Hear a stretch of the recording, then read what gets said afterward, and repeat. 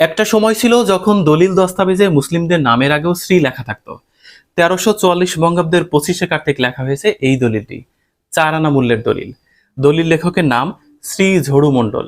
যার নামে দলিলটি ইস্যু করা হয়েছে তার নাম শ্রী রব্বানী জোয়ারদার। 1927 সালের, 1937 সালের অসংখ্য দলিল আমার হাতে। না জানি পৃথিবী তখন কেমন ছিল। সত্যি এগুলো ছুঁয়ে দেখাটাও ভাগ্যের ব্যাপার। এই যে পাত্রটা, এটার বয়স 200 বছর। এটা কাঠের তৈরি। প্রাচীনকালে নারীরা এর মধ্যে অলংকার কিংবা সিঁদুর রাখত। মুঘল সাম্রাজ্যের ষষ্ঠ সম্রাট আওরঙ্গজেবের আমলের মুদ্রা এটি। এটি হচ্ছে আধা আনা। আমরা সবাই 1 আনার গল্প জানি, এটা হচ্ছে আধ আনা।